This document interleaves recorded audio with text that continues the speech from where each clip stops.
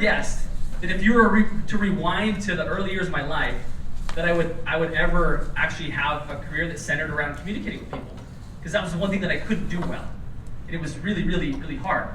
And I know you guys probably haven't experienced that, but who here has maybe opened up the camera to do YouTube, right? And you're like, on the other side of me doing these videos is the life I want. Yet that little eyeball and that camera's looking at me, and I don't like it. And I'm like, I don't know what I'm gonna say. Like, raise your hand if you felt that before, of like, I know I'm supposed to be doing videos, but like, I just can't get the words out. Only a few of you, like, raise them high so I can see a real sample here. Okay, there's only a few of you in the audience that are like Jackson, that like, give me the camera, baby! Right, the rest of us are like, yeah, I know this works, but do I have to do it this way? So just know, in fact, I told this story at breakfast this morning. A few of you already heard this. This is kind of what reminded this whole story. So as I came into my college years, I took a public speaking class because I'm like, I can talk now. I can communicate. And I was so impressed by the university president at the time. He had just been hired to work as university president. It was a small college in Idaho. And every time he spoke, I was like, he is such a good speaker. I want to be like him. And I wasn't. I was far from him. And I just had this idea. I was like, I should go ask him. I should go ask him how he became such a good speaker. And so I looked up in this college phone book, and I found the president's office, and I called, and I scheduled an appointment with him. I was too naive at the time to think that that was odd. But I remember it dawned on me that maybe this was odd when I was sitting in the lobby of his office, and I overheard him speaking to his secretary. And he said, now who's Justin Stoddart? Like, who is that? She's like, I don't know, he's just a student. He's like, okay, what's this meeting about? She's like, I don't know. He just called up and said he wanted to talk to you. And at that moment, I'm like, oh, I guess this is weird. I didn't know. But it was the coolest, 10 minutes ever. Because a mentor of mine, who to this day has now taken on some really big leadership roles in the world, and I still, this day, I spent a few minutes with that guy. He taught me some valuable lessons. Here's what he taught me about how to become a really great speaker. Now, this is the magic bullet, folks, right? I need to put a lot of good insight. This is it. This is what he said. He said, you know how when you wake up in the morning and the grass has dew on it? You guys know that, right? It's like dew. And he's like, do you see it actually? Do you see the dew happening? I'm like, no. He's like, that's how you become a better and better speaker. It happens so gradually that you don't even know it's happening. I'll bet if you were to go back and look at Jesse's first videos, you'd be like, he's not that good, right? But now we're looking at him like, he's really good, he's really comfortable, he speaks with conviction. It happened to Jesse just like it has happened for many of you, and will happen for all of us. It'll happen so gradually that one day we'll wake up and overnight we're really good speakers, right? But that's not actually what happened. The fact is that even when we weren't really good at it, we still did it. And we still did it, and we still did it, and we still did it, and we still did it. Pretty soon we're confident, and we're not that great yet, but we're still doing it. There's no other path to get from wherever you are, whether you're advanced or just starting, to where you're like this guy, right? Like, bring it on, baby. There's no other path, folks. It's just do it. Day in and day out. Day in and day out. Now, I know you were hoping that the magic bullet would be a little easier than that, but it is easy, but it just takes time, right? Like the dew's descending from the sky on the grass, it happens ever so slightly, ever so slowly. Okay. Now, the goal behind this event is to give you all inspiration. These gentlemen in the back know that this works for themselves, for other people, all different parts of the country, all different demographics, all different age group, everything. They know that it works. The only thing that's missing is you turning on that little camera and doing it.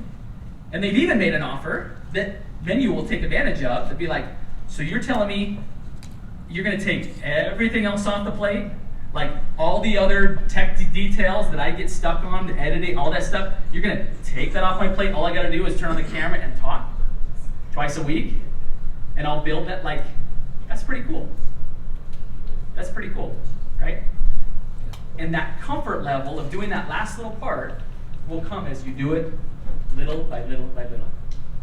Who here's excited about the day when you're like, bring it on, baby, when you're like this, and you've got over 10,000 subscribers? Like, raise your hand if when you're super excited about that. Okay? Was anyone here inspired by the awards last night? Wasn't that cool?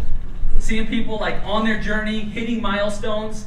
Those awards are gonna, I have a feeling, gonna get bigger and bigger. I don't know if when you get to like 100,000 subscribers, like 1 million subscribers, if the thing's gonna be like life size. It's gonna be like one of these. All right, here's your award, wheel it in. Probably not. But it's gonna be pretty cool, isn't it? As we see individuals in this room that commit to the process, that lean into the help that's offered, get to that point. To where people, like a celebrity, are coming to you saying, do you, or even your team, do you have time to work with me? That will happen. Commit to the process, that will happen.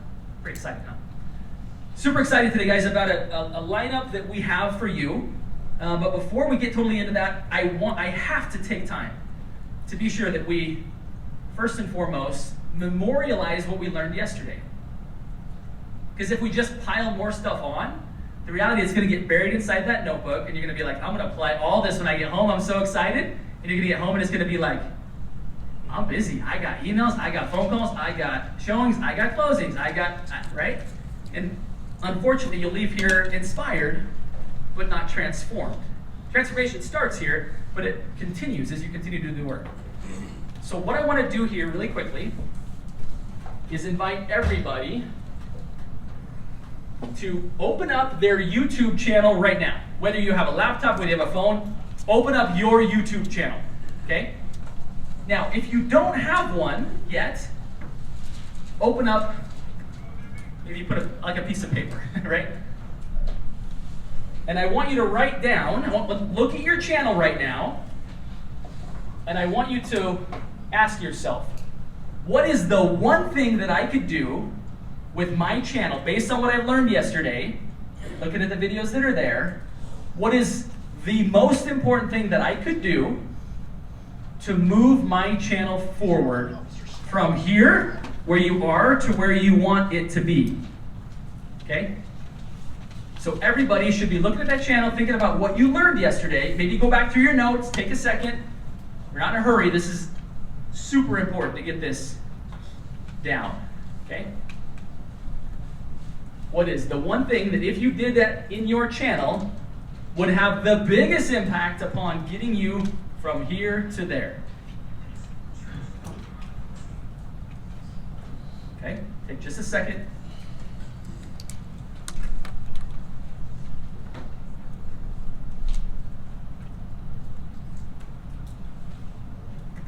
Take a look at those notes.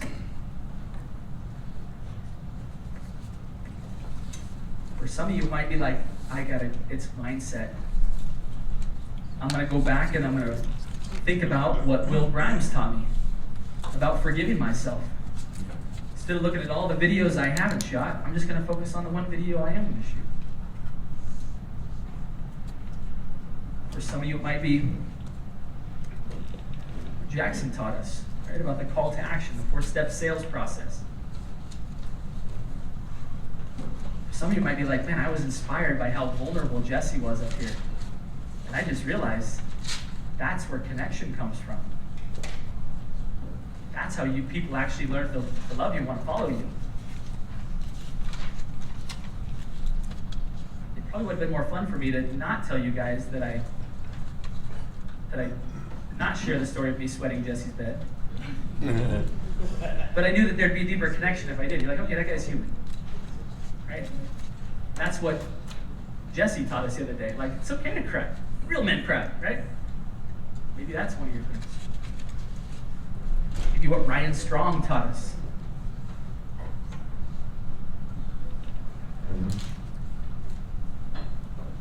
Let's think back about the different speakers, what they taught. What is the one thing that you can do to your channel, with your channel, that would have the biggest impact?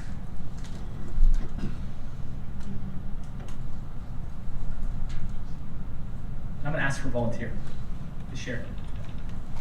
Can I get somebody to raise their hand? I see a hand poking up right over here. Tell us your name, where you're from, and what that thing's gonna be. Tom Gore, San Diego, and I got my first video up, and it took me 30 days. Now it's time to time block, put my bullet points down, prepare, and film, and get the rest of them out. Okay. So one thing that I heard in there that I think is super, I heard a lot of interesting things, is you got a time block, right? We've all heard that before. But raise your hand if you have, like, this is when I film my videos. Raise your hand if you have that. Okay, a couple. Okay. That might be something that you add to your list. Okay, it's okay to have more than one thing, but we want to prioritize at least one. Awesome stuff, Tom. Thank you. Who else has something that's like, this is going to move my channel forward? In the back, tell me your name again. Alan Worthy, Nashville, Tennessee. Alan Worthy, tell us, buddy, with your booming voice. What is that thing? Here you go. I'll bring it up.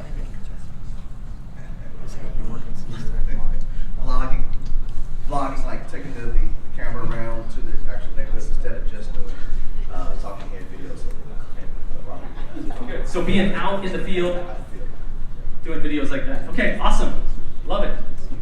Who else has one? Again, let me just share something really quick here. When you are the student, you learn a certain amount. When you become the teacher, you learn more. Anybody like realize that? Like you actually learn more when you teach? So part of this is selfish on your part, which we're inviting you to do, is to not just be the student right now, but to also be the teacher. When you raise your hand and you speak, it deepens it inside of you and makes it more likely that this is you, right? That this becomes you. Okay, where did that hand go? It's right here. She wants to learn. Let's give it up for her. She wants to like deepen her learning here. Okay, what's the one thing? Better call to actions. Okay, awesome. Anybody else have that? Raise your hand if that's also yours. Better call to actions. Yes. Okay, that was a big takeaway. Okay, awesome. Who else has one that we haven't heard yet? Right here. Tell us your name, where you're from. Hi, Ben Barber, Salt Lake City, Utah. The biggest takeaway I had was I'm not Jackson, I'm not Jesse. And that was like I overanalyzed everybody's channel and jumped through and looked at their videos, which videos are performing. And that was the best thing to hear yesterday was like, just be who you're going to be. Don't be anybody else. Love it. Anybody else have that aha? Yeah. Like raise your hand if that was like your aha. Like, I just got to be me. Oh, I'm pretty good at being me. I'm really bad at being Jackson. Let's face it, he's taller, darker, better looking. But I can be, I can beat being Justin. I can beat Jackson at being Justin all freaking day long. Like all day long. Nobody stands a chance at that, right? Hopefully that's sinking into you as well. It's like, okay, I just gotta be me. Because what happens when I be me is I attract people like me, and that's kind of who I want to hang out with, right? That's who I want to work with. People that I can relate to. Okay, we got time for one more. Yes, your name. Tell us. Here, I'm coming to get you. I'm coming to get you. Let's step right behind you here. Okay. Name, where you're from, and what is that aha? My name is Sean Dizad from Orange County, California, and basically the more the aha, or like really hammering home of it was basically just like coming in the mind of someone that's an outsider, like into your community. Love it. Love it. Having that unique frame of who am I talking to? Like Jesse talked about, or like Jackson talked about, like what is their problems? They're moving to Orange County. Like what are they worried about? What are they concerned about? What are they thinking about? Right? That's where I lost my purple lid. No, I found it. It's okay. Show can go on. Right? That's a great frame of mind. Awesome. Thank you so much for that. By the way, quick note before we introduce the next speaker. There's going to be passed around. In fact, raise your hand if you are the one that recommended passing around a sheet for referral business back and forth. Who was that? Tell us your name really quickly. Hi, Leah from Sacramento. Leah from Sacramento. So we could be channel partners. I want to refer you guys instead of strangers. So if you put your name. Love it. Okay, good. Okay, very good. And let's keep that round of applause going for everybody who raised their hand and said what they're going to be doing. Thank you for participating. Now also raise your hand if you have something down. Like, I know what it is. This is my one thing. Raise your hand if you put something down there. Raise your hand. Raise your hand. Okay, those that did not, you know your assignment by the end of the day. You've got to get in motion, right? This is all entertainment, inspiration, feel good, right? The rah-rahs.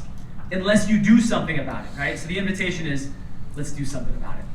speaking of doing something about it, we're going to bring back to the stage somebody who has a history of doing something about it.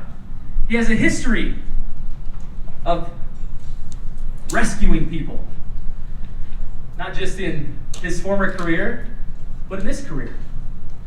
I think we can all say that when we heard the story of Officer Grimes, we thought to ourselves, dang, what a brave man. Dang, I'd like to be a little bit more like that. I'd like to be able to go up and talk to people in their saddest moments. I'd like to be the person that runs towards the flames to save people, not away from them. Today we get a chance to hear from him again. So please, help me welcome to the stage, once again, from living in Denver? That's right. Living in Denver, channel, Will Grimes! All right, well, he's getting set up. I love it. I like being down here with the Set up. people. This is my spot down here with the people. Can I say one thing real quick? Absolutely, you can. So this paper we're gonna put with your name, phone number, and all that, I'm gonna, once everyone fills it out, I'm gonna take a picture and put it on the Facebook group so we can all refer to each other and have all of our information. So please put your information on it as it comes around. You have it right here. Why do you think I got this whiteboard? Listen, these guys are super high speed. They have PowerPoints and shit, and I love it. Partly is because I don't create PowerPoints. Partly is because subconsciously, you guys will probably notice yesterday if I started writing, who started writing? Most of you. So if I feel something's important and I want to be intentional with having you guys put something down, if I interact with you and I pause and I decide to write something down, you guys do the same thing. So it works. So if you guys go to Instagram, by the way, I'm left-handed, but I write on a marker board right-handed, so I don't erase it as I'm writing it. If you guys go to Instagram, it's Will _ Grimes. And if you guys send me a message there, throw me a follow, throw me a message, and throw the follow so it doesn't go into like a spam messages. It'll just go into like a general where I'll see it. I can't imagine not getting back to all of you by today, right? And I'll also make sure I leave my information down. Yes, ma'am. Will _ Grimes. Will _ Grimes. Grimes. Like Sheriff Grimes from The Walking Dead. I used to get that on the street. I had a tactical vest, like the SWAT vest, so I'd wear it on patrol. And I used to get called out all the time. We're not sheriffs, dude, we're cops. Like, I didn't watch too much TV. I didn't know. So, before I start today, super fun topic. We took the suit off. I got these super cool tattoos last night. Figured I would be more friendly with you guys and have a good time. Any questions from yesterday that I can clear up, that I can capitalize on or seal for you? Awesome. Awesome. Had a lot of good conversations last night from folks speaking to me, and they had a couple questions while we were all hanging out. And most of the conversations that I was having with you guys was consistent with some of the video content ideas I was giving you guys, in addition to when I gave like that car accident example, right? Remember that? And then I correlated that to, hey, here's how we prep clients. I had a lot of questions on that last night. Jesse and Jackson gave me an opportunity to speak this morning, and I figured, man, that would be a great topic because of just, man, how many questions I was getting from you guys. So are you guys cool if I go over like our actual buyer prezo? And this is what we go over for our clients prior to ever doing anything. So this is straightforward, right? And who's working on their call to action on their videos? Yeah, cool. So ours is, hey guys, welcome to the channel, or welcome back to the channel. We are the Mile High Property Brothers. Today we're going to talk about the 3 things you need to know about Cherry Creek North, right? And then the second part to that, after our little intro, is, hey guys, we are licensed realtors in the state of Colorado, and just as much as we love making these videos, we would love more to help you with your real estate needs. So that number that's popping up below, we are the guys trying to phone calls, text messages, and emails. So if you guys want to steal ours, please do. We're pretty proud of it. Cool. Awesome. So we're going to go over buyer prezo, and then we're going to go over your social content. Who is just getting into YouTube or hasn't even necessarily started a page? Good. Who's in YouTube but it's super new? Like who's 10 videos or less? Okay. Who's got a ton of videos but they feel like, what's a word for it? Fuck. I don't do my social. Okay, cool, right? Like, man, I'm crushing this, but then like, Will was talking about Facebook and I don't do a thing on that anymore, correct? Cool, so that's where I want to hit, and like, Jackson would attest to this, so would Jesse. YouTube is extremely powerful, and Jesse mentioned something yesterday about how you got to continue to find ways to reach people, and it can't just be your sphere, right? There's a cap to that, but we would also agree that you don't want to just not work with people that probably some already know, like, and trust you, correct? So some of us veteran YouTubers out there that are super proud could probably get a lot better on our social. And then some of us might think, man, YouTube is so overwhelming. I'm learning it and I'm negating social, correct? Cool. Oh, and I had a question last night about going into our private group, correct? I wish I could throw you guys in there, but if I let realtors in there, I gotta let everybody in there. But if you guys want to buy or sell a house with us, we can put you in our private Facebook family group, right? Cool, so let's get into this. So a little, and I'm gonna need some interaction today of what you guys think this process looks like. So whether it's YouTube or not,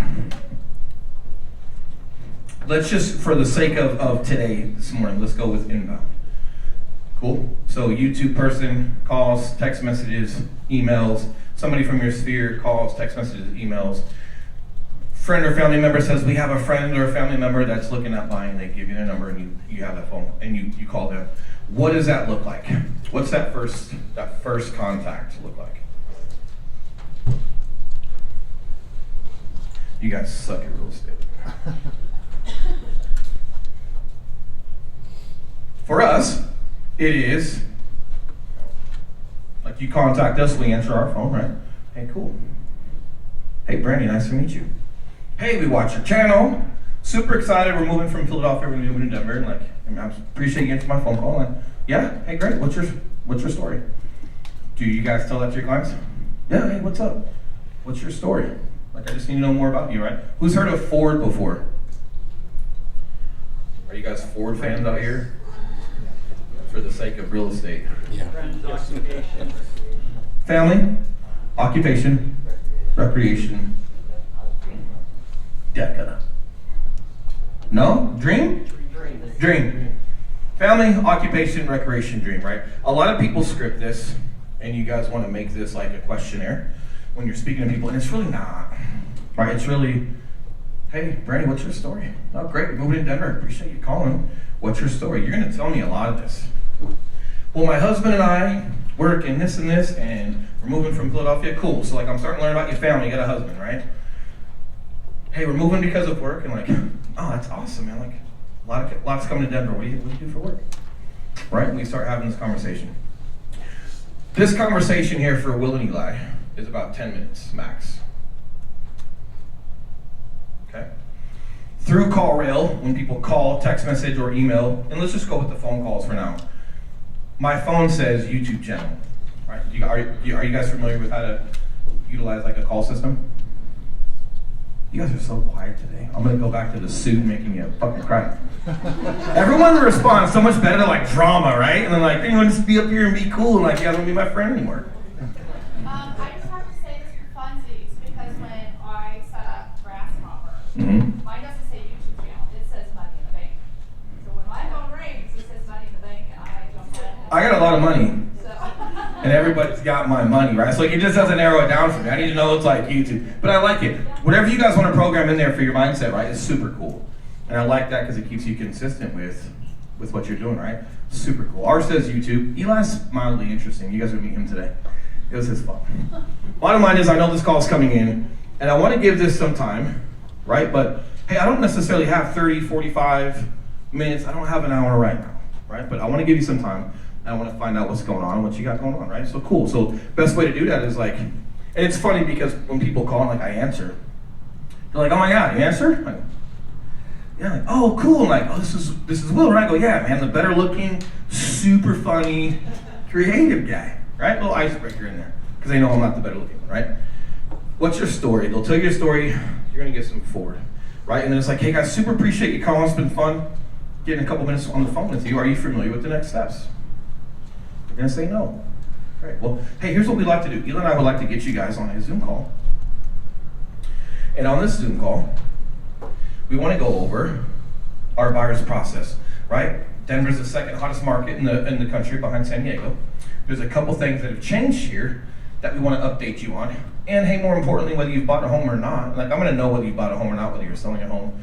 So I'll say things like, hey, sounds like you guys are selling a home. Sounds like you've had a couple of homes. I'm sure you guys are super great at what you're doing. I'm sure you guys are super prepared. However, I want to make sure I'm prepared for what you expect from me.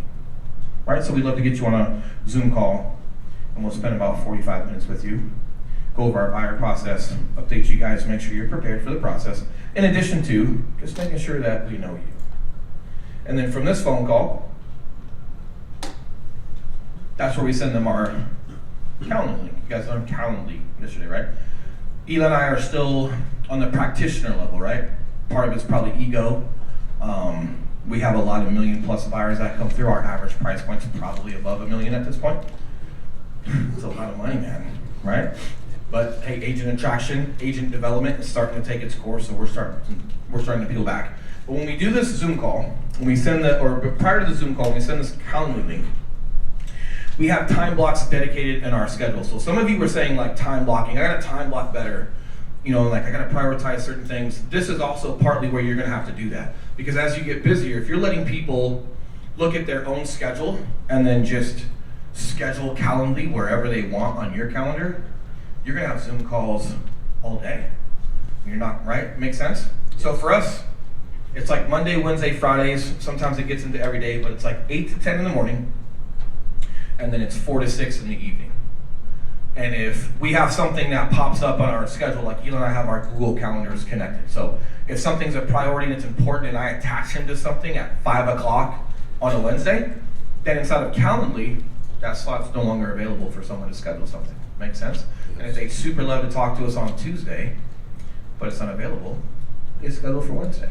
And I promise you, I don't care what anybody says, I promise you, people are okay to wait a day to speak to you. Especially when everything is inbound and they're trusting your channel and they're trusting you as an advisor. They'd rather wait a day knowing that you're organized and that you're prepared than going somewhere else. We've never had that issue, right? So time block, I think it was Nashville that was talking about time blocking, right? Correct? Nashville? Big dog. I didn't say that. Yeah, right here. Who was talking time blocking? Okay. I know you got time to time block because you took the day off from the gym today. So you got all day to do all sorts of stuff, right? Got it. I got it. You knew I was gonna get you, right? 7 a.m. I didn't see you there, and I was like, man, interesting. So make sure that you guys are prioritizing what matters, and then just give time blocks for where you want to do those calls. Set them in stone, and then make those available. Cool? Cool. So that first intro call, any questions? No, right? Great. So, yes. So do you ever mention broach buyer rep at that point or at that call? Do we ever mention buyer rep? Yeah, like as far as like how, I mean, they already want to work with you, but do Mhm. you ever feel like you ever need an extra layer of protection to say, this is how it works, I will solely work with you, you solely work with me? So she's asking if we ever need like an extra layer of, hey guys, here's how it's gonna work. I work for you, you work for me. Never. Man, this is gonna piss some old school cats off in the audience. We don't even sign a buyer agency until we're submitting an offer. Who disagrees with that? Look at all you old school cats. Yeah. Yeah, and my wife stays with me because we've got a written agreement, right? Yeah. Right? My wife is like being faithful in Denver and like enjoying our kids because really she wants to go out and hang out with this other dude, but she's like, well, I signed that paper. Fuck. No, man. No, right? Like if people are working with you, they're working with you. And if you're creating extraordinary value, they don't want to go anywhere, right? 100 guys could go talk to her while I'm gone, and if she wants to be with me and I'm creating extraordinary value, then you would think she's just like, doesn't matter what opportunities are out there because she's here. This is also the power of YouTube. Some of these guys have been watching us for a year. They never see us miss a video. They never see us offbeat. They want to work with you. They're deciding to call you after 6 months of watching your content. There's not a realtor on the planet that's gonna take this from you. A secondary question as people ask us about like, how do you guys combat Zillow and Realtor.com? I'm cool if they use Zillow to look for homes. It's a good app. Who thinks Zillow's a bad app? You're wrong. It's awesome. But you don't want them on there. You want them on your bullshit MLS one that's not user friendly.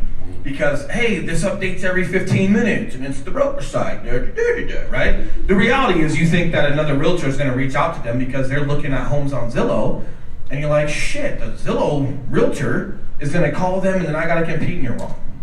If you're creating extraordinary value, and if you're finding a way to get to clients prior to everything else, this is inbound. They're choosing you. They're calling and coming to you, right? So the answer is no. The other answer is yes, we don't even sign a buyer agency until I'm actually submitting an offer for you. And that's when I legally need permission to represent you, correct? We'll get to that in a minute. Who's mad at that? Get out of Connecticut. Oh, it's law. Who's got other excuses like law?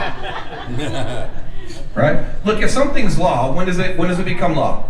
If you have a phone call with someone, you need a buyer agency? Explain Connecticut. If someone calls you, and per law, you have to have a written agreement before you can talk to them again? No, before I can open the door. Sure. So who has weird states where I cannot open a door for you unless we have an agreement?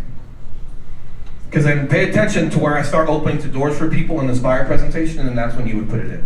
The bottom line is try to build value. It's about them. It's not about sneaking them into an agreement. Right? It's about building value, and you're gonna be okay. Find when it's legally appropriate, and then fill it in. Cool. You girls are distracting. What's the matter with you? Cool. So we get this buyer prezo. So we get onto the Zoom call. Everything I'm gonna cover for you guys right now, it's not us actually going and doing it. So I'm gonna explain to you guys how we speak to our buyers on this first 45-minute Zoom call. And we're gonna cover everything that we do prior to everything that we're gonna do. Make sense? You're like the real estate police up here? Where's the murderer at that was up here yesterday? Can we just get murderers back up here and put the police in the back? Yeah? All right, cool. I know, man, you're making me nervous. You're judging me. I got tattoos. I look like a criminal realtor, right? The hardcore closer up here like, I was a felon and I murdered her, right? I'm watching you. Cool, so we get this Zoom call scheduled, right? Awesome. And then we go over a little bit more like, hey guys, appreciate you coming on. Hey, let's just go over a little bit more forward, just to make sure we're there. But this first thing is, after we go over a little bit more forward and what's going on, okay? What do you guys feel the first thing we should be talking about is? Don't overthink it. Money? You guys are fucked up, man. You guys suck at real estate. Right?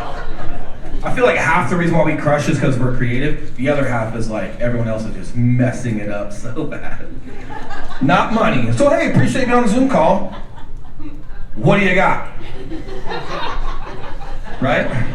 Women in their 30s, when you go on a date with a guy, that's like you asking like, so, how many kids you want? I'm like, I'm still a kid, right? We're not gonna get anything done today. Jesse, I'm super sorry you invited me to do this. I think is Jesse back there? Jesse already bounced. He's like, fuck it, I get it. Jackson, apologize, buddy. You guys set me with a murderer's row up here. All right, so first thing we're gonna do is what? You wanna let your clients talk, right? Maybe like let's just go back into the cop thing, right? Do I ask a lot of questions as a cop, or you're just spilling your shit? I should probably let you spill your shit, right? Yeah. Right? Cool. And people just love talking about themselves, especially when they're, guys, also understand when from your YouTube channel, they're excited to talk to you. This is a cool thing for them. They're excited, it's inbound. They're choosing to reach out to you and they want to talk to you. So great, man, what's your story? And great. First thing is what? It's like, yep, story, right? And then what? Wants and needs. Correct? And through their story, you're gonna know if they got kiddos, right? You're gonna know recreation, so like what they like to do for fun, correct? We're gonna know like occupation, correct, which is work.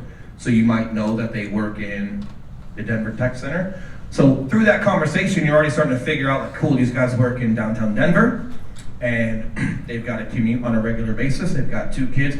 So you're already starting to think like, hey, what's family friendly around Denver, because they don't want a terribly long commute.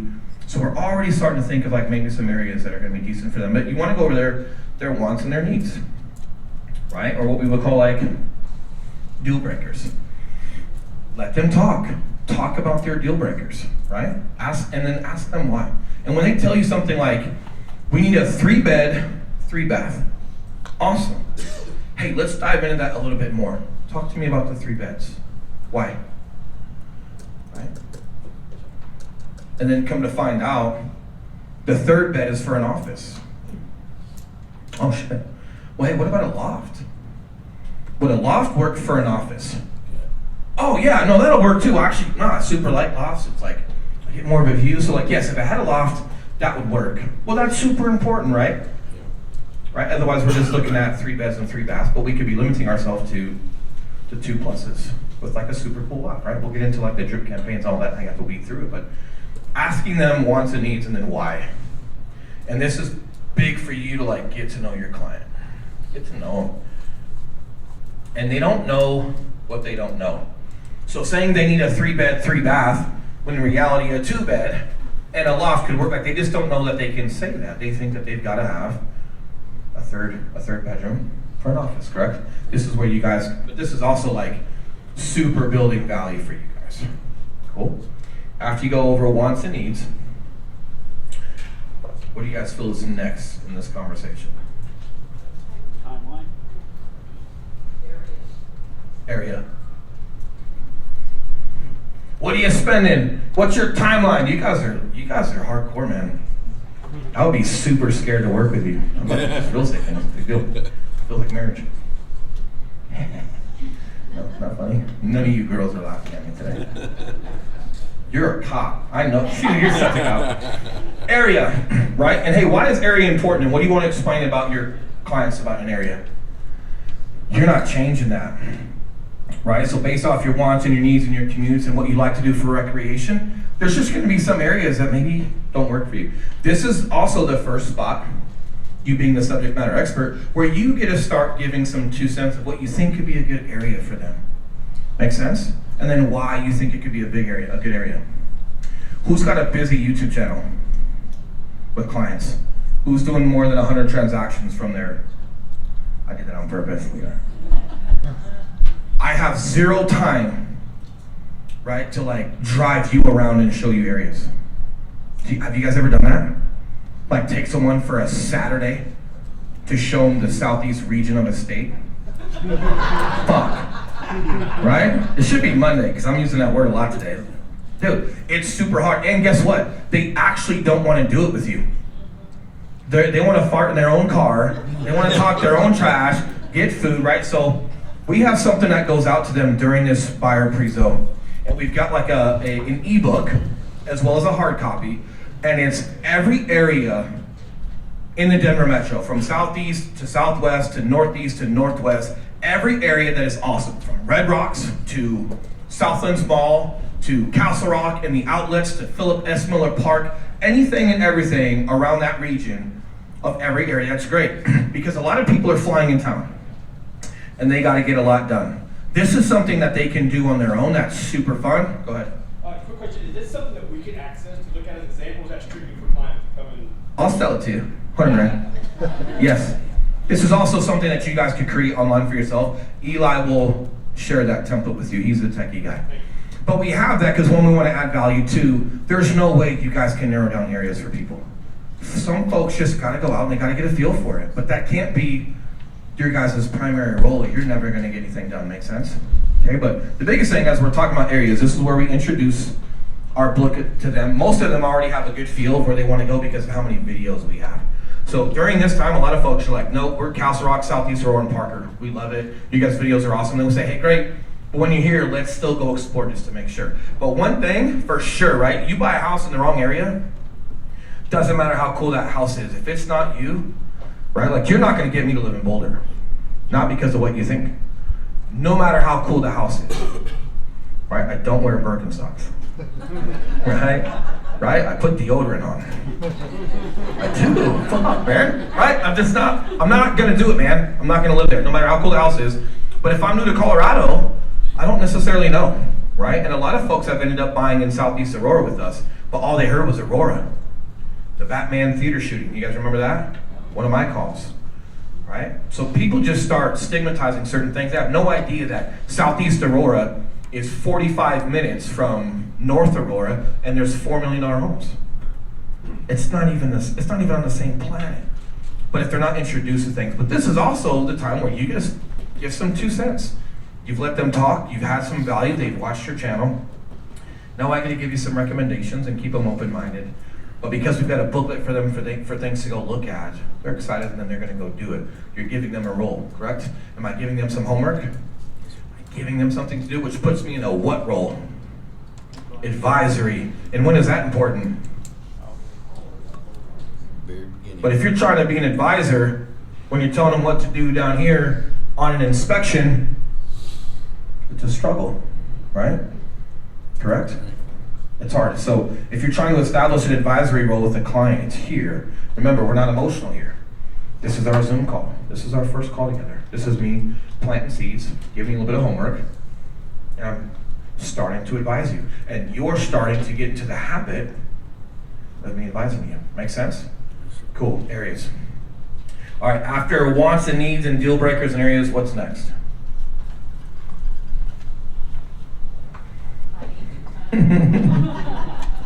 Money. Money. How do you guys say this? That's how you talk to your clients? I'm going to take all of your clients. Cool. My favorite question there is, are you paying cash or are you financing? Okay. Only because if you ask them if they're pre-approved, you're already judging them that they have to finance. Mm-hmm. And if I lead with cash, a lot of people, if they're not paying cash, are like, oh my gosh, this guy thinks I'm paying cash. Mm-hmm. Favorite question, works every time. I know it's basic, but it's All of this is going to be basic, yep. right? All of this is basic.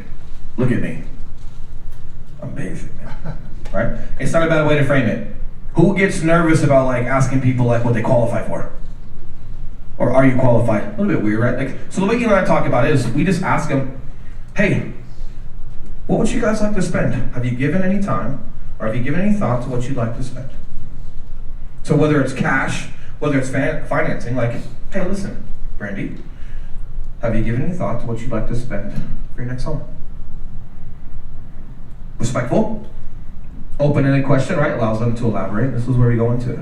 And when you ask them, and remember, like, super cool about YouTube, they want to work with you. You're not going to make a lot of mistakes asking some question that weirds somebody out.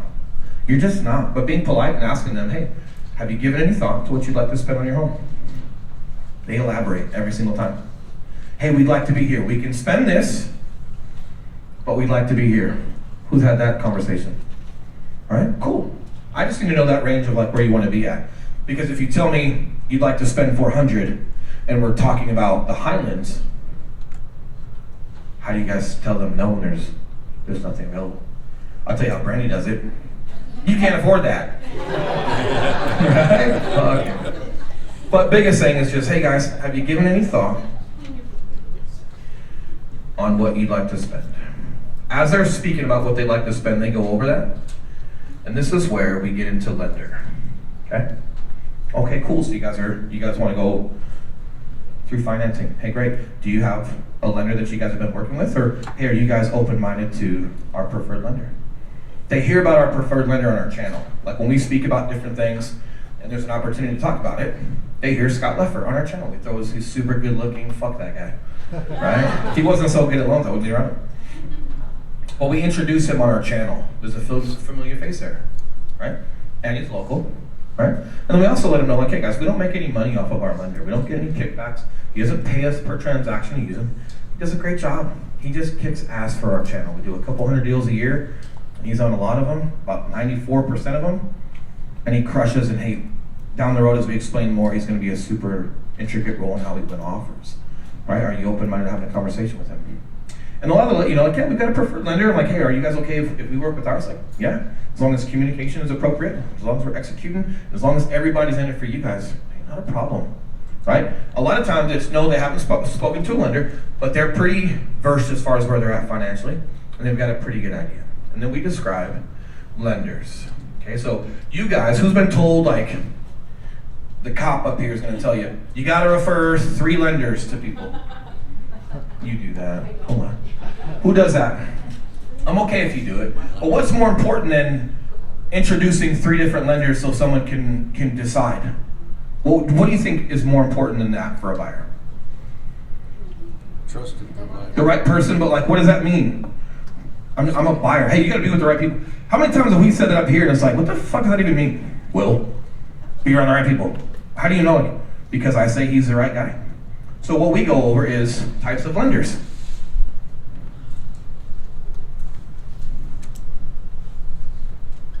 All right, you got banks, brokers, and we've got like a traditional LO that works for like a lending company, correct? Who's worked with a lender from a bank before? Yep. Cons. Banks don't do home loans for a living. You don't even have to be licensed as an LO with a bank to be an LO there. It can be a problem, right? Not all banks suck, right? Just most of them. But that can be hard if it's not a priority for them, right? Especially if you guys are in a super hot market and dates and deadlines matter. If you're buying one of my homes, your dates and deadlines matter, right? You want to have somebody that's licensed, that's proficient, right? So you're trying to be a value add. So your clients from the gate right here, don't get in this habit of just chasing a rate, right? Because if they don't have any other value and like, well, hey, here's 3 lenders, you know, and do your due diligence, they don't even know what the due diligence is, guys. Right? So they're just going to chase a rate and it's our fault, right? And hey, a great rate is awesome, but what do we got to do first before that rate even matters? Win an offer? Close on a home? Correct? And then, hey, if we're chasing rate, who thinks half a point on an interest rate is a big deal?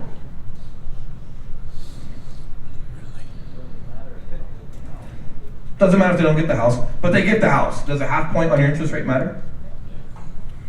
It does, right? If you're looking at your 30-year fixed loan and they throw this stack of papers in front of you and they go, okay, so here's every payment for the next 30 years until you pay this thing. Like, oh my God, like I'm gonna pay $112,000 more dollars, a half a point higher. I go, hey, I understand that.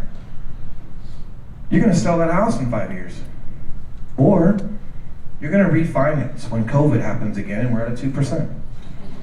But if you're going to keep this same loan forever, yes. Fuck. Right? Okay? But you're not. You've got to explain those things. But more importantly, when we're explaining this right here, is I've got to build value in our preferred lender. I can't just say, hey, Scott's awesome, good looking dude, crushes.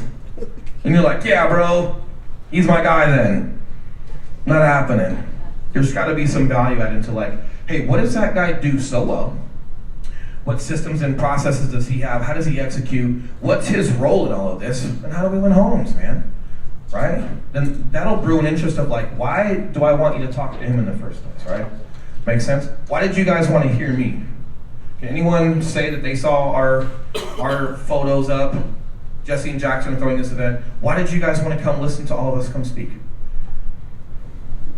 Did they say I was the man? There's got to be something of value add that got marketed, and you guys are like, man, these guys are doing it right. Go ahead. So on that, we've heard from a lot of other people yesterday that have their lender on the call with them. Yeah. So you don't have your lender on the call with you, but you talk about what your lender can do. Correct. I mean, why don't you have your lender on the call with you? And what do you? We got a pretty heavy channel. Yeah, we've got a super heavy channel. We do a couple hundred transactions a year, trying to get our lender to navigate all of those deals and be on a call whenever we're on a call. Super difficult. And also, more importantly, this is just preference.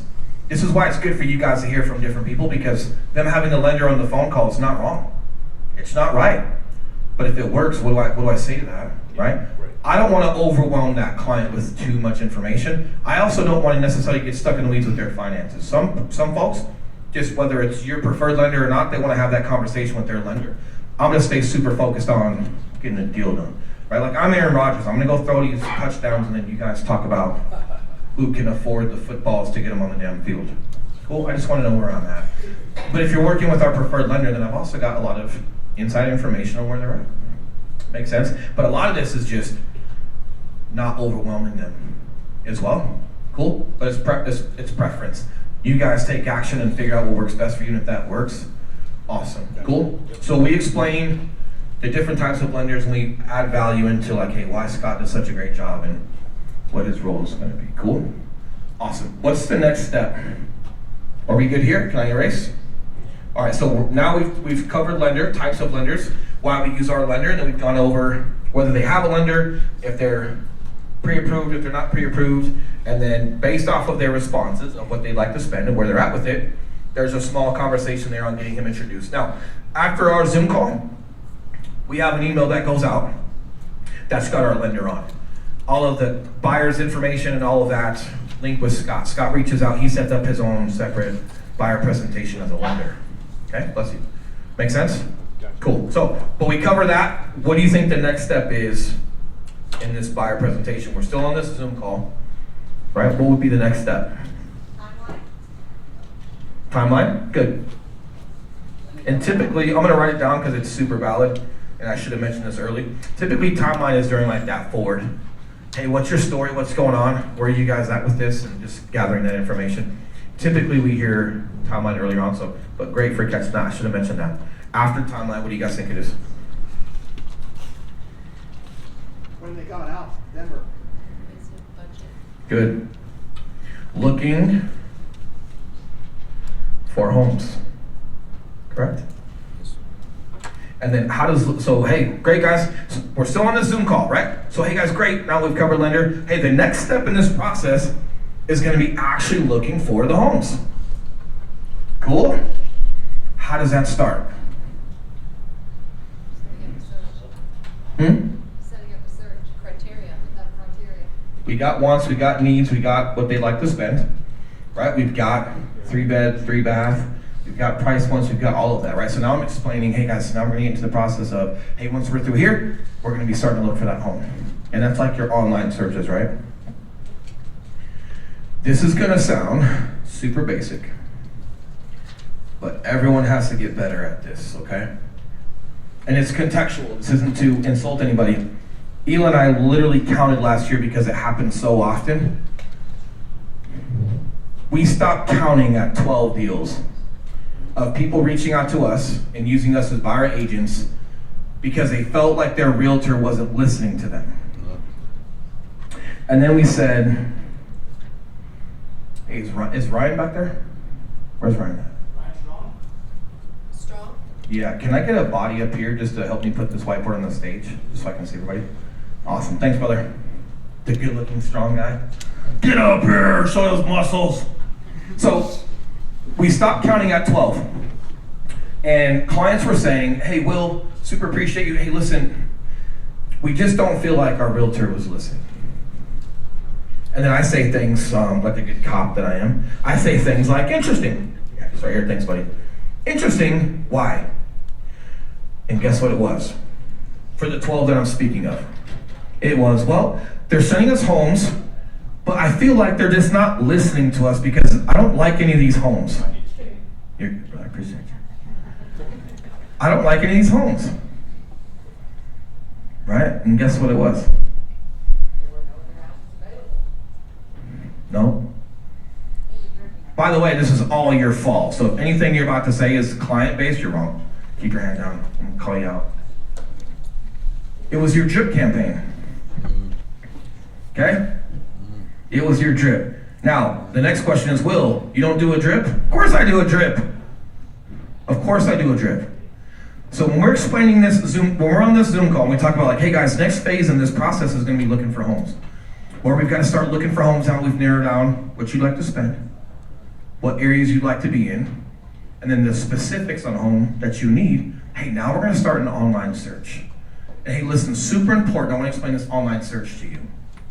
We've got to be vague, and we've got to keep things broad because we are predicated on a listing agent actually typing shit into there, okay? So, All of you know this, you just don't tell your client this. So your client thinks you're not listening because you're sending them homes they don't want. And what we tell them is, hey, listen,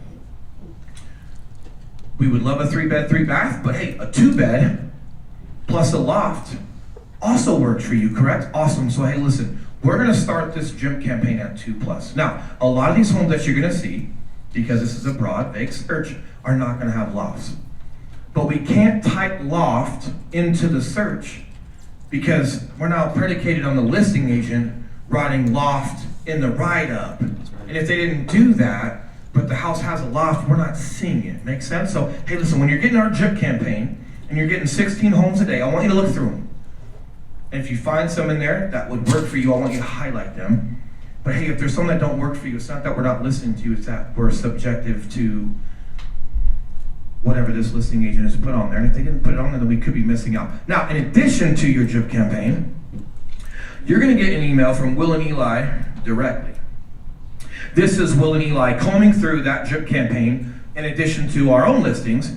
And I'm gonna be going through those 2-bed plus manually, because if I can find photos of a loft, even if it doesn't say loft, I just found one and I'm gonna send that to you directly. I may even text message it to you. So if you're getting an email from Will and Eli directly, these are the homes we specifically think are gonna do well for you. We could miss some, so please, still go through your drip campaign, but hey, let's understand what the drip campaign is for and then how we have to navigate it. This is where all of us suck. Because clients start feeling like we're not listening to them. All of you know you can't get too specific on a drip. All of you know that. And in hot markets like this, I don't even know if listing agents write shit in their write-up, right? Like, they probably write stuff like, cool house. But fuck, I don't know, right? And I'm being funny because I list homes too and I think we do a great job. But everyone understands why we have to be vague on a drip campaign, right? Why aren't you explaining this to your client? And the other thing you're not doing is you're not doing this secondary email. Who's waking up first thing in the morning drinking their pre-workout or their orange juice, going through price adjustments, back on market, new to market, right? There's still work. I still got to do this. And if it's not me doing it, it's someone on our team assigned and then doing it, right? So there's still work with this, but just communicating during this Zoom call, right? I'm still on this 45-minute Zoom call, explaining how fucked up drip campaigns are, just so it's not, you don't think that I'm not listening to you, right? Who's ever had their wife upset at them and it was just a misunderstanding, you swear, right? All you scared guys out there, right? Okay, question? Yeah, what do you use for the drip campaign? Do you use just the MLS or do you have like a special, just MLS? Correct. And the MLS in Colorado is pretty awesome if you actually spend time to learn it. It's just not user friendly, but if you can understand it pretty well, it works pretty well. And then the manual combing, I'm sure that's not you guys doing that. You have. Why not? How are you gonna do all that? You I have all just that time? fucking work longer than you. Mhm. Yes. Yeah. Probably true. I'm a 5 a.m. guy to 11 p.m. guy. So you are manually like looking at these listings? And I write my Instagram posts. Wow. And I write DMs. You can't outsource a personal brand. Okay. Right? You just can't. You can't outsource a personal relationship with someone. And if you guys start time blocking appropriately and utilizing your time, it's not hard to spend 30 minutes in your morning for 4 or 5 buyers looking at the criteria and just seeing what's back on market, price decreases, or new on market. There's not going to be that many, right? The first and hardest one is just going through the initial search and finding the lofts with the 2-bed, correct? But once you've combed it, there's only so many homes coming on the market every day. It's just that initial window of doing it. But here's what's super cool about doing that. Is that a working hour thing? Or could you guys be watching Netflix at 10 o'clock at night combing the market? This is something I can do at midnight. This is something I can do at 10 p.m. when my kiddos are in bed. And it doesn't take a lot of time. And I know that once I establish this, there's only so many more homes coming back on the market the next day, the next day, the next day. So at that point, it's just maintenance. It's just checking it every morning. No news, yes news, right? 1, maybe 2 pop up, right? Or we have some of our own listings popping up. But it's that initial coming through the market. Makes sense? And if you guys are getting specific to areas and things like that, how many homes are in those areas that you gotta look at? 15? You can't click into 15 listings and drink some Kool-Aid and motor through photos Of course you can, right? But I promise you, like, what I'm also doing here is developing a relationship. You guys have no idea how many referrals we get from our clients. We haven't even gotten there yet. And we're not getting referrals because they're like, hey, these guys are awesome on YouTube. You gotta watch them and use them. Zero. It's the freaking work that we're putting in. This is also your opportunity to build value because people think realtors just open doors, correct? And if that's all you're showing them, if I'm not explaining the work I gotta do just to get you the right home onto your computer, my fault. There's a ton of work that we do, guys. Right? But you've got to make sure that you're articulating it to your client, so one, they're aware of the process, two, they know what they should be accountable for, what you're accountable for, and then three, they just know your value. They know the difference. Why do you think I explain the different types of lenders?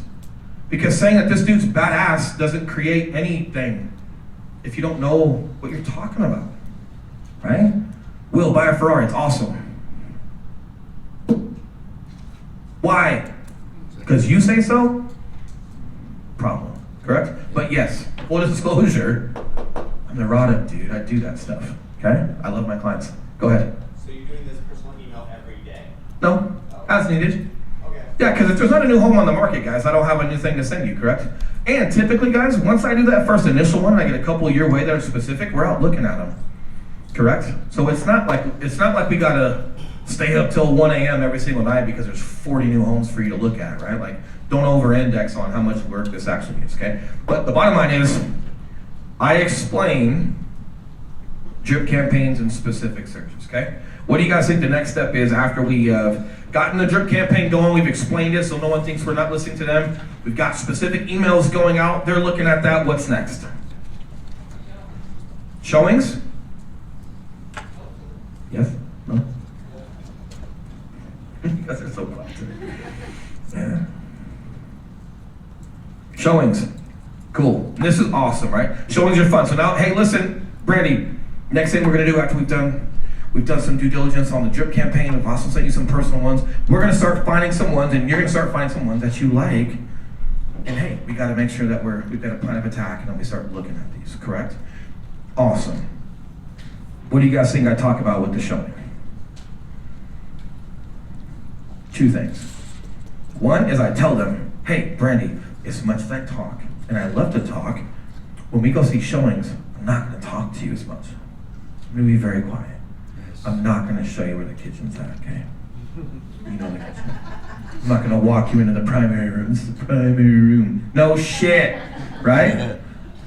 Right? Jesus, right? But I'm gonna let them know, hey, listen, first thing I want you guys to do when we're doing this is, hey, let's do our best to keep it to 5 homes a day. Okay, because if we're doing too many, they're gonna start bleeding together. Okay, well, I want you to focus, and more importantly, in a market that's as hot as Denver, I wanna take your top 5 and I wanna be putting our best foot forward on those. I wanna spend the most time on the ones that you feel you're gonna like best in conjunction with me feeling the same way. And we gotta be super committed, and let's do that, cool? And hey, when we're going there, make sure, because while we're doing 5, it also allows us time to just drive neighborhoods and remember proximity to stores. Remember the feel and where the school is at. How does this neighborhood make you feel when you're driving in? Okay? And then, hey, listen, when we get there, I'm gonna give you this little handout that Jackson does that he says he sucks at. Right? Handout.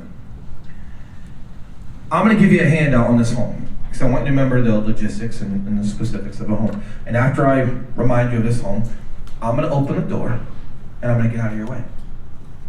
I want you to walk into the home. I want to get you to have a feel for the flow. I want you to go experience the kitchen. I want you to go experience the rooms and how you feel you could utilize this home to the best of your ability. And I'm gonna not be in front of you pointing these things out. If I don't mention this in my buyer pre-zone, I'm just in the house quiet, looks like I don't know what the fuck I'm doing, correct? Because they don't know what I'm supposed to be doing. But I'm not talking and showing them a stove, like HGTV, correct? So I'm explaining this, okay?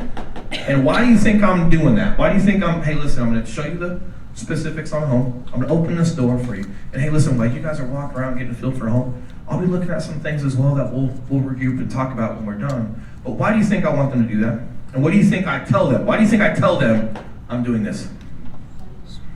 Because I say, hey, Brandy, listen, we've got great inspectors.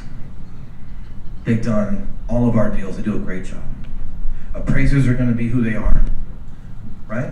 And then, hey, you've got Will and Eli on your side. We're going to do a great job winning this home. But hey, listen, Brandy, you're a part of this team. And do you know the one thing we don't have on this team? Someone to pick the home. I need you to pick the home. Cool. Make sense, guys? So right now I'm also giving them another role. If your clients don't have a role when they're out there, they're going to tell you how much they want to spend for the home. What's wrong with the home? And that's your fault. Because you haven't given them a role. Hey, listen, we've got a lot of great guys for that, right? But hey, Jackson, I just need you to throw the ball. Man, I know you know a lot about catching the ball and you keep talking to everybody else. I need you to throw the ball. Cool? Right? Makes sense for you guys? But if you're pointing out the kitchen and the stove because you don't know how to build value yourself, you don't know when to shut the fuck up. Right? And all you're doing is creating distraction, and then we're sitting over here talking about this gas or electric stove. You should know if they want a gas stove and if that's a deal breaker in the first place, correct? You should have covered that during this part of the buyer pre-zone, correct? But man, I gotta know when to just get out of their way and allow them to just like, man, how do you want to feel when you walk home?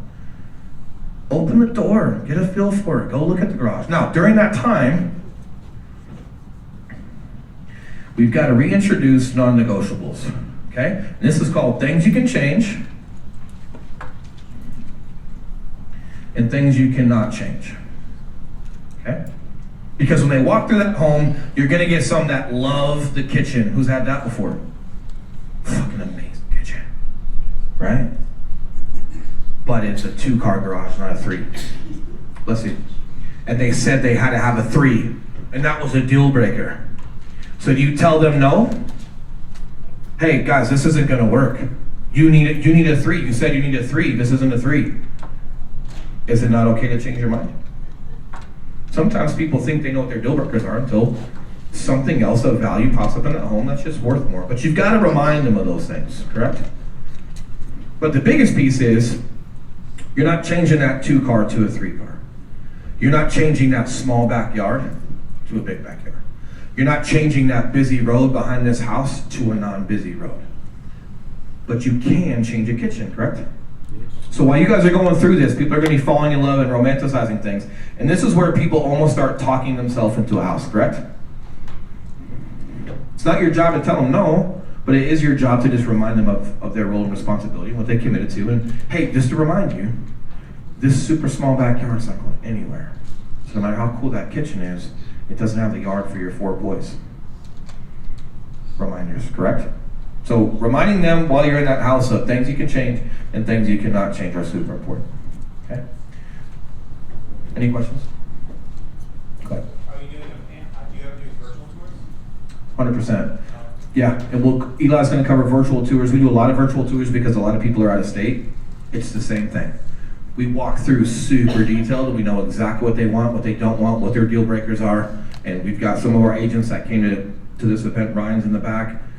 They remind them, hey, this yard, hey, let me measure it for you. Hey, this yard couldn't put a king-size bed back here. We say shit like that just to give them context, right, to remind them. We've had one person fall in a contract out of, I don't know, 1,000 deals from YouTube. And it was because 6 blocks away there was power lines. Go figure, right? Definitely not very close, but something that got missed. Out of all that, no one else has fallen in a contract from virtual tours. So it's still just being specific, and it's all the front end and building value here, and just understanding your client and doing your due diligence. Any other questions here?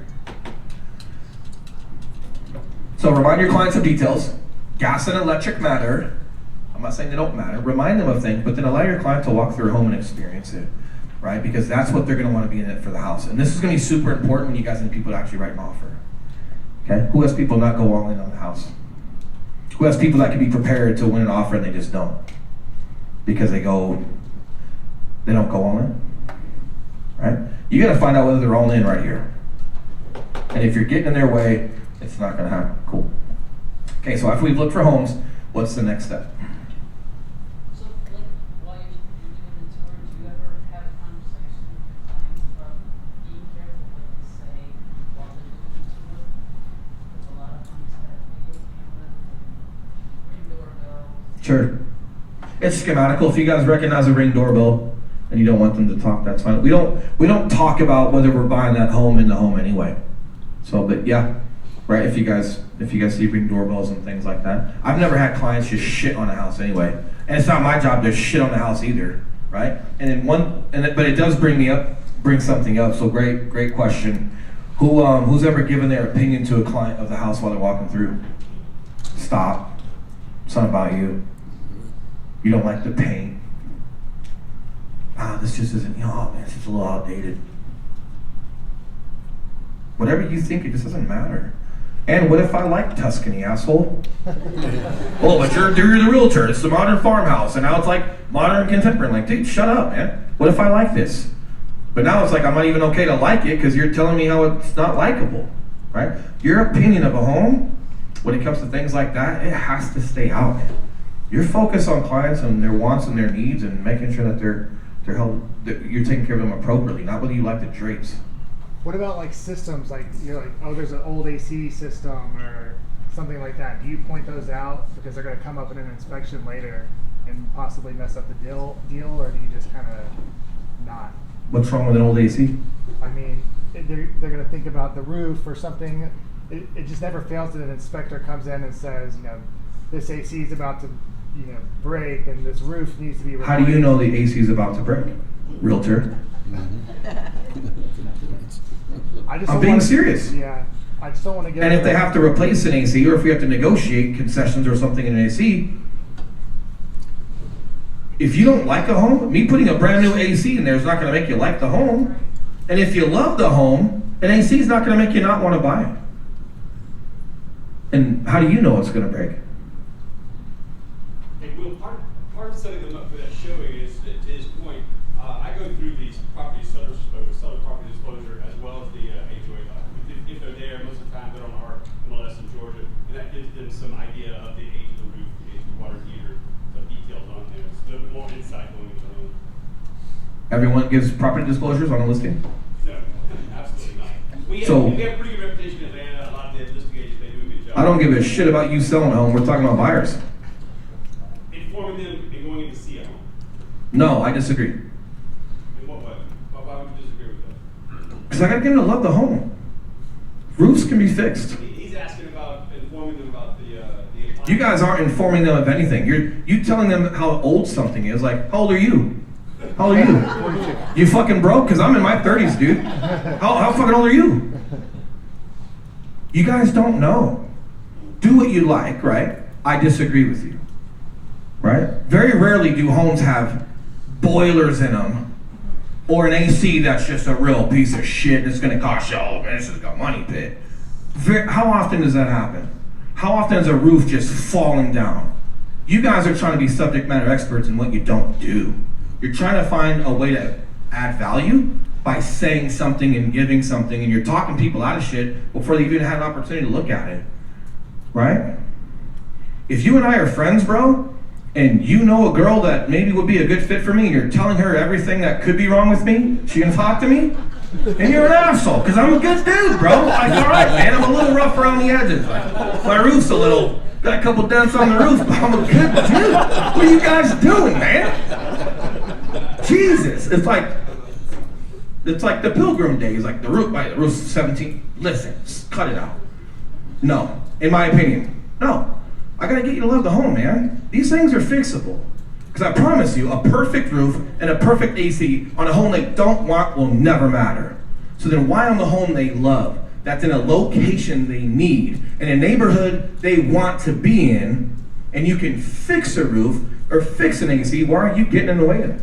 And you don't know what you're talking about. Because a 25-year-old AC could be running like a top. And that's not your lane. An older roof can be fixed. You're up there counting shingles, you tell them, oh, hey, so listen, typically when you see 3 shingles, that means it's been replaced twice, so now it's because after the 3rd shingle, then they strip it all down, and then, so if we saw 1 shingle, it'd be a new roof. What are you doing? What are you doing, man? Right? And we don't even know, like, if it is fixable, how do you not know that the sellers aren't happy to fix something for you? True. But we're having that conversation before we even find out whether they love the home. Cool? So 200 million in volume tells you guys I disagree. Right? Make sense? So we picked the home, right? If there's something drastically wrong with the house, like a foundation, like the house is sideways, like a SpongeBob house when you walk up, we should probably have the conversation, right? But the bottom line is, all jokes aside, right? Like, hey man, we gotta get to that bridge when we get there. Am I good on time, Jackson? Yeah. Okay. You're jumping back there, you're making me nervous. Pumping me up. Cool. This is how Jesse talked to me all day. It's the exact same shit. Awesome. Why he closed his phone. Nope, as long as we're good. And guys, I'm gonna be honest with you, this is where we get all of our deals converted. Okay, it's handling clients, it's managing our emotions, it's all that stuff. So cool, so we picked the house, okay? And so what's that next phase? No, what's the next one? The next phase. You found the one, right? Great. So you found the one. Hey Brittany, next phase in this process, because remember, we're still on a Zoom call, correct? Everyone's tracking? Hey Brandy, listen, after we've gone through all of this, our next phase is gonna be that we found the house. Hey, we found the one. We looked all day, we looked for a couple weeks, at the end of that day, whatever it is, hey, we found the one, right? Hey, the next steps in this process is, myself and Eli are gonna go through again and just look at what's trending in the market, what's trending in that neighborhood. And we're gonna have a phone call with the listing agent. We're gonna gather some more information to figure out where that home is sitting, how competitive it is, so we can have some more information on where we have to come in at to be competitive. And this is where we alleviate your fucking opinion of where you want to buy it at. I don't care where you want to buy it. You're gonna buy it where the market has it at, right? Not saying you have to buy it, but you giving your opinion while you're walking through a house of what a home is worth is irrelevant. It's about as valuable as you telling me there's an old AC in the house. Okay? You guys can talk about the old AC and what you're gonna buy it for, while my clients are just buying the damn home. Make sense? Yeah. But I gotta tell them that. It's not your role to tell me how much this thing is worth. Right? Hey, what we've got to do is go back, speak to the listing agent, get some information. In addition to that, also address where some things are at in that neighborhood, in that market, to just confirm some things. This is also where we feel a lot of agents mess up, because Eli and I have done a lot of training around a listing phone call. Okay? So, who has called a listing agent before for a buyer? Okay, what do they tell you? Highest and best? They don't talk to you? Yeah, fuck it. Okay, great. So I don't even make this call until we found the one. Hey, Brandy, listen, we're not even gonna make this call until we are super excited about the home and this is the one that we want to submit an offer on. I don't call listing agents because I'm curious.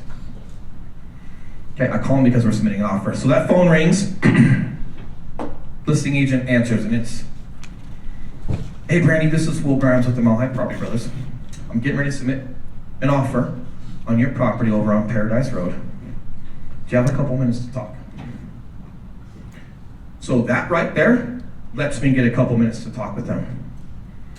While you guys, most agents, start asking questions. You haven't asked for their time, and you haven't said how committed you are. Why would they talk to you?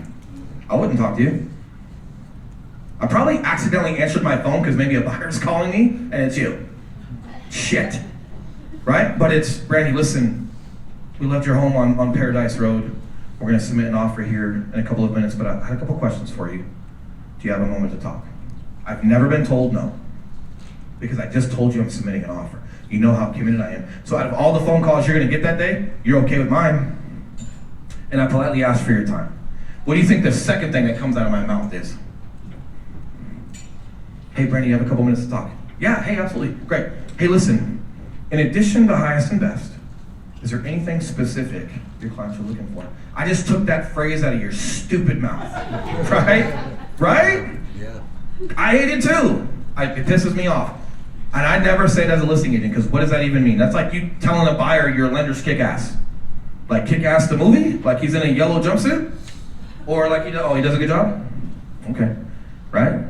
Well, hey, just want to give you a phone call and like, what are your clients looking for? Highest and best. Has anyone had them, do they do that in Arizona? Highest and best? Who says that on the phone? Identify yourself. You do. You do. Right? Moving right along, because they're gonna kick me off this station, but this is one of the most important pieces right here if you remember anything I've talked about. Hey, listen, Brandy, we're getting ready to submit an offer on your home on Paradise Road here in a couple of minutes. I had a couple questions. You mind if I have a couple minutes of your time? Will, absolutely.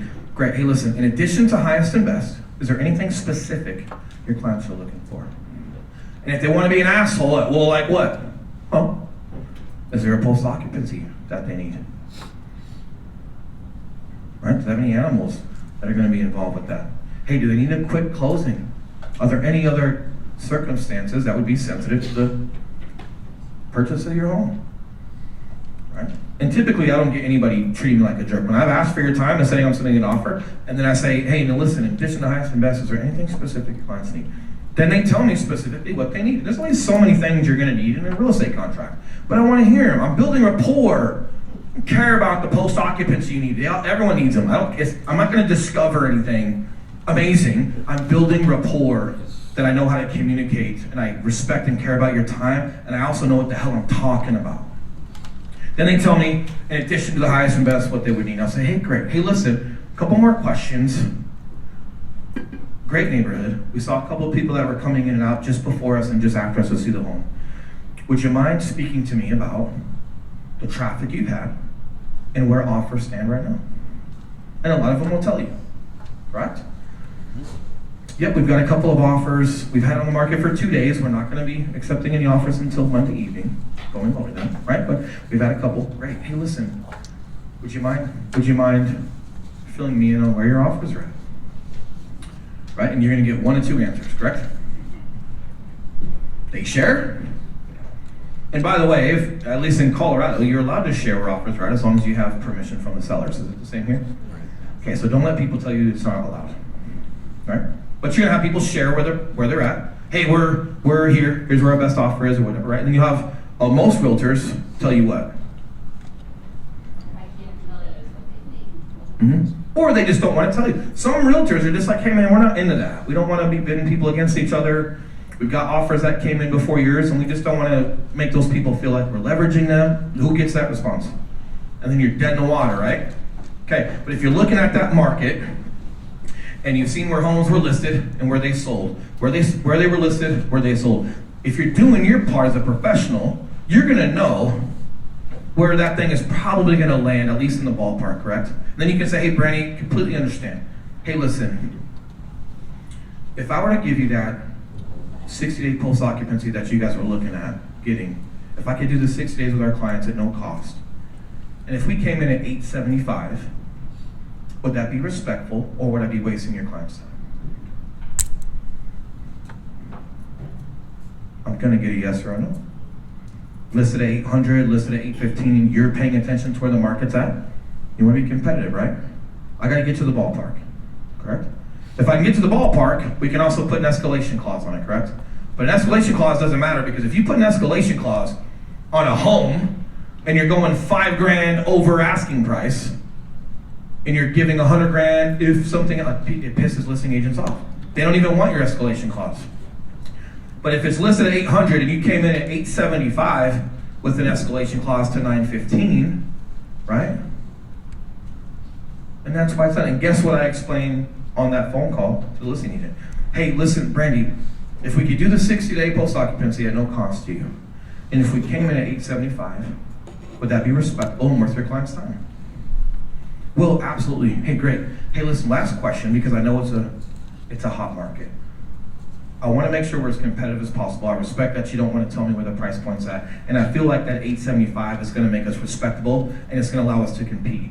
I'd also like to add an escalation clause to that if I could, because I want to make sure that we're not just getting close. I want to make sure that we're committed and we're winning the home. Hey, are you okay if I add an escalation clause to that?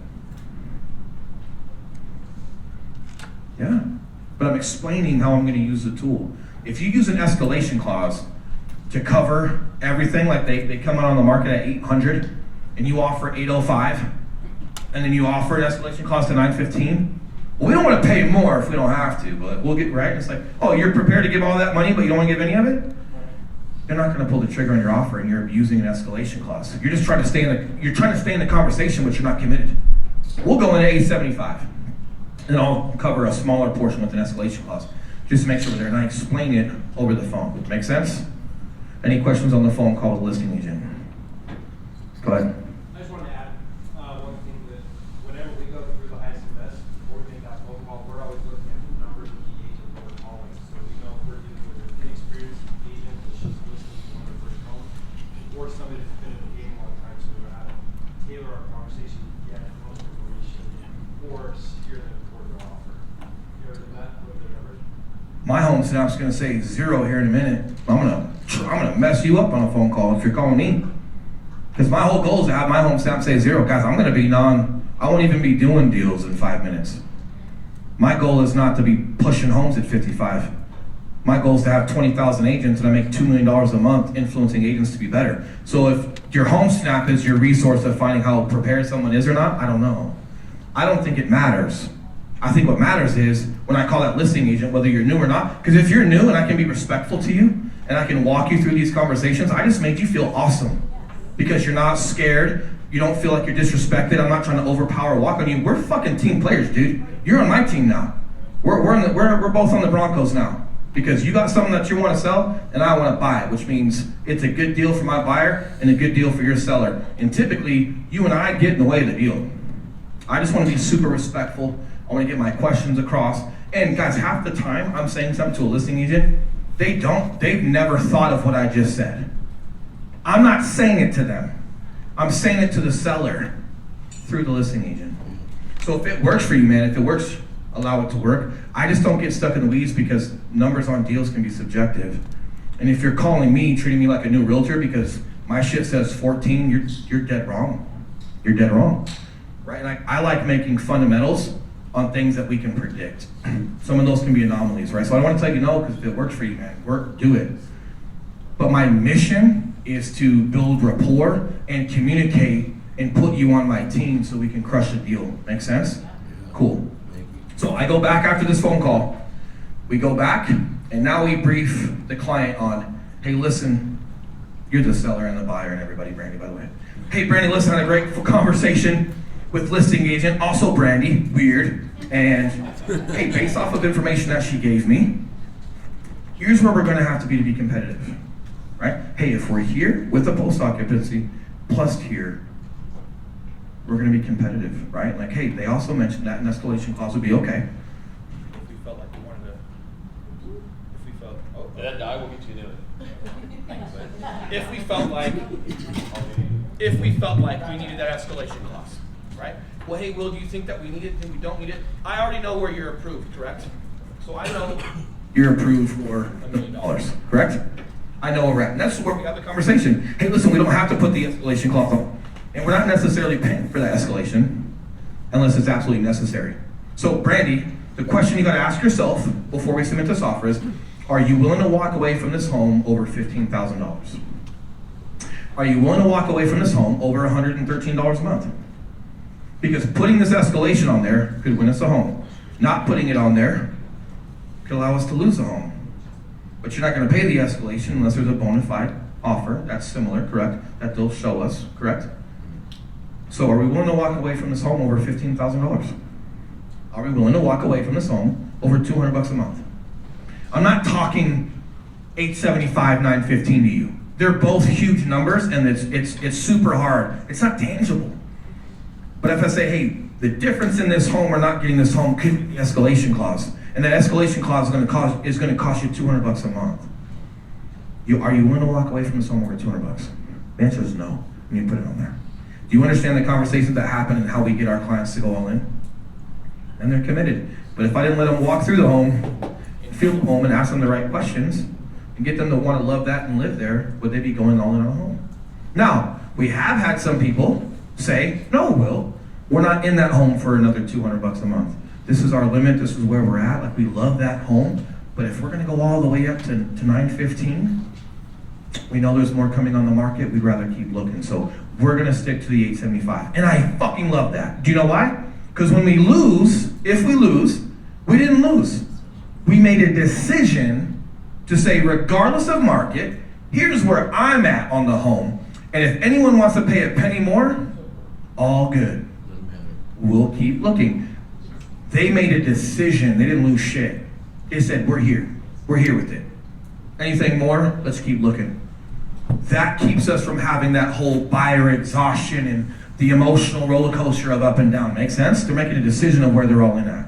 More times than not, they say, nope, hey, we're here. Well, let's do the escalation clause, but we're only gonna do it to $915. That's where we're at. A penny more, we're okay walking away. So if we don't win that offer, Again, we didn't lose. Does that make sense? Any questions there? No? Good. I mean, this is obviously doing the process. Doing the Zoom call, it's just an abbreviated version. We're gonna. No, I'm talking to them like I'm talking to you. This Zoom call, guys, is 45 minutes. I'm going over everything like I'm going over with you. I'm going over with them. So you're literally going through everything. So when we actually start submitting offers, they start telling me my own information back. Okay. They're already okay with the escalation clause. They're already okay with the appraisal gap. They're already okay saying, Will, we're right here. And a penny more, we're good. Because I've prepped them prior. So you're painting the picture step by step. This is the first Zoom call we're still on. Yep, makes sense? We're just talking about this phase now. Make sense? Okay. Awesome, cool. So what's the next step after this?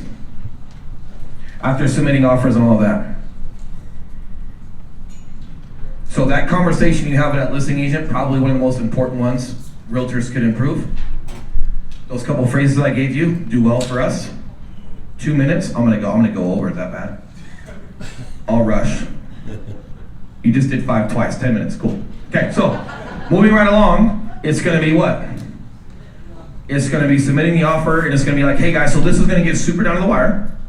They could counter us, they could ask us to resubmit. This is gonna be super tight. This is Monday evening, a lot's going on, you're gonna feel a little overwhelmed. Even if we submit a great offer with the escalation clause, they can still counter us. If they're countering us, it could be for date changes, it could be for a little bit more money. We'll have that conversation, right? But hey, we're gonna be emotional at that point. We're gonna feel super rushed, right? But the number one thing I want you to remember when we're winning an offer / going under contract is what?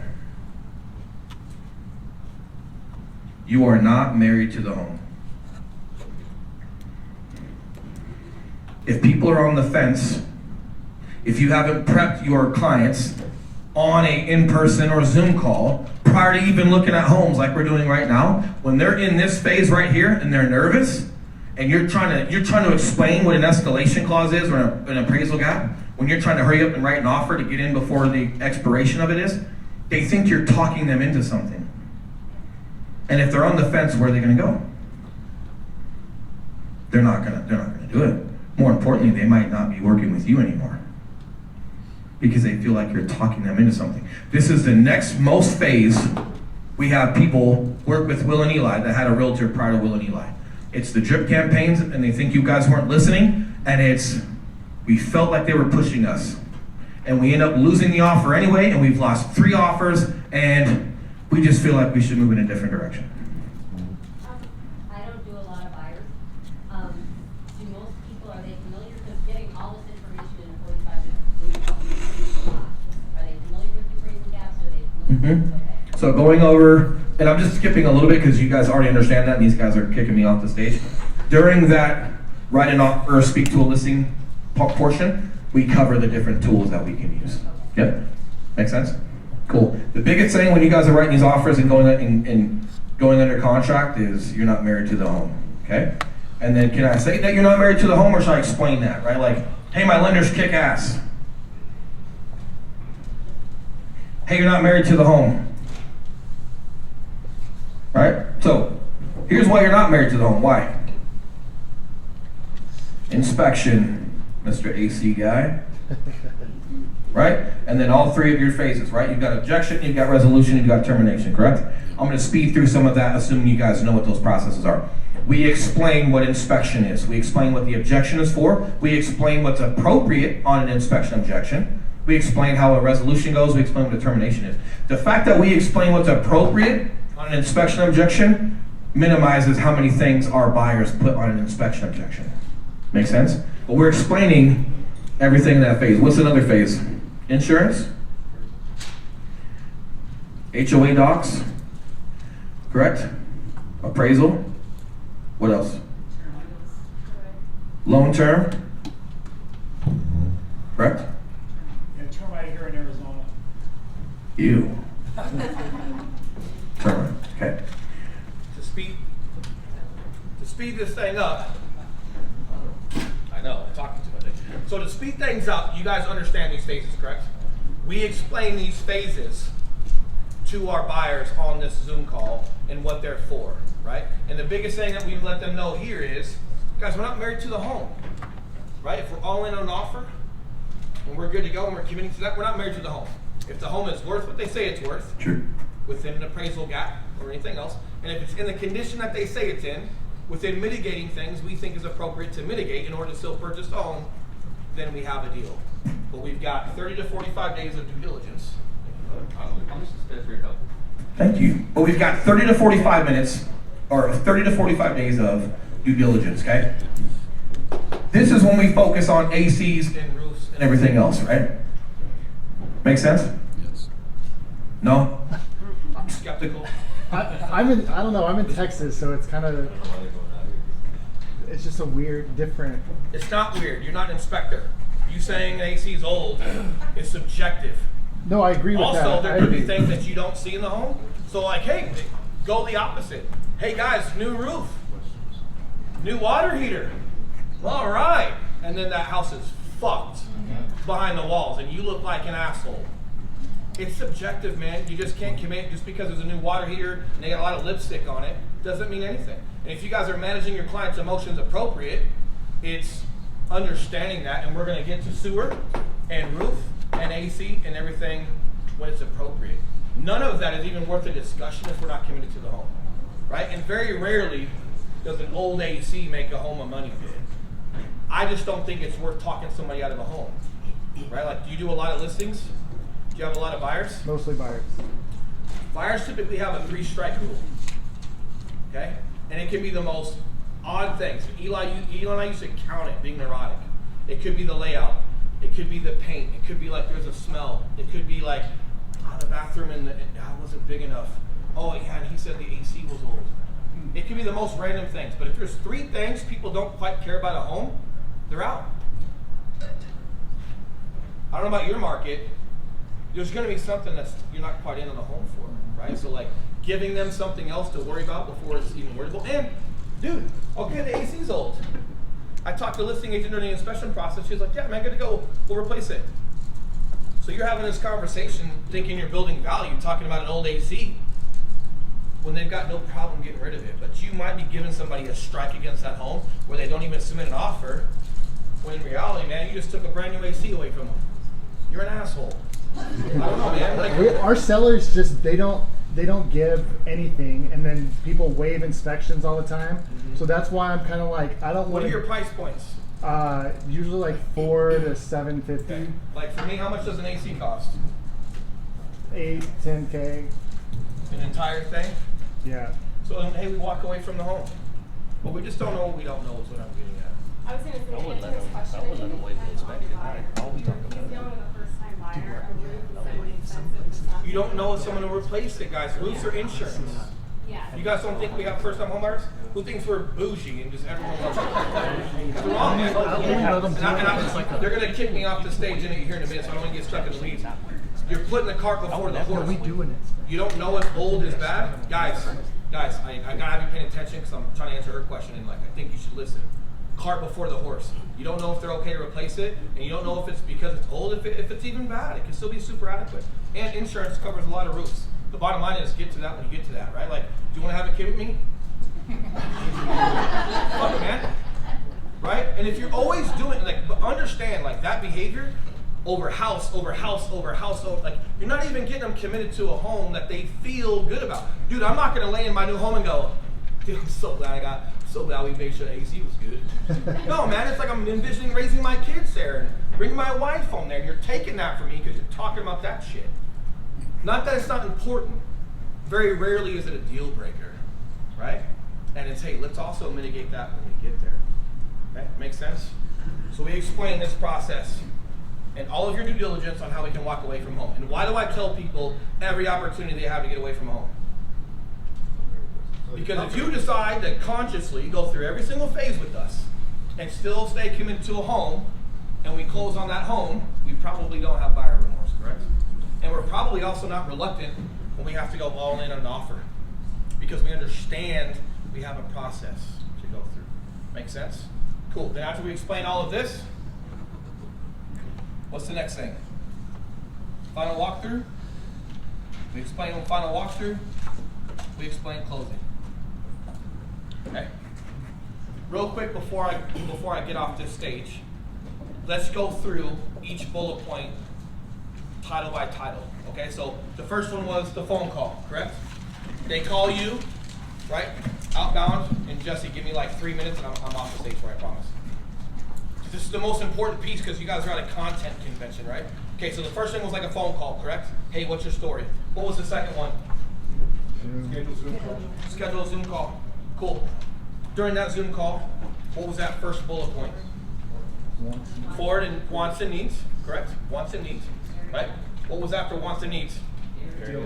Area. Okay, what was after area? Lending? Money, Brandy? Then you're slipping. Money? Okay. Then what was next? Criteria. Criteria? Then what was next? Timeline. Timeline slash, what else? Online searches, explaining the online search, correct? Okay, then what was it? Showings. Okay, and there was their roles, their responsibilities, what you're doing during showings. What was it after showings? The next phase, they found the house. Yep, okay. After they found the house, what was the next one? Listing agent, market, how do we submit an offer? How do we submit an offer, correct? Okay, what was the next one? Briefing the customer on that call that you had with the listing. Correct. After that, what was it? A bunch of AC arguments, and then what? I'm kidding you today, I know. What was it? Submit the offer, and then what was it? Yep, and then each phase, we gotta count these. These are also separate bullet points, correct? Good. And then it was final walkthrough, and it was closing, right? How many bullet points are there right there? 20? Guys, these are 20 separate videos you could put on your Facebook. Yeah, what do you do? Could you have the same bullet points for how you prepare a seller? Hey, you call me. What does that look like? And then the phone call. Then we come meet and assess your property in person. And then we do this. And then we shit on your AC because it's old and ours ain't gonna work. Right? I got ya. These are all separate 5-minute videos that you guys can have. So if you got 20 buyer videos right now, could you also mirror that and figure out from a seller's perspective, what do those 20 phases look like? What's adequate to fix in a home? What would every buyer want you to fix? What's worth letting go of a buyer for? What's not worth letting a buyer go for, correct? You could go these same bullet points from a seller's perspective, correct?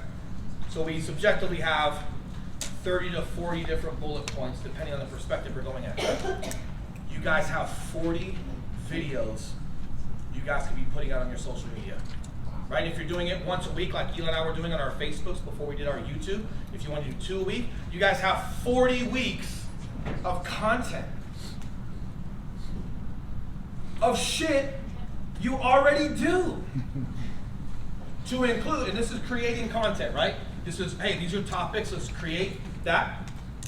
Now let's include, I'll leave you with this. Now let's include the capturing side. When you're out on inspections and your clients have left, could you talk about that inspection and what went great about it and what you're going to be discussing and how the client did such a great job overcoming certain obstacles and you're moving forward? Could that be a video?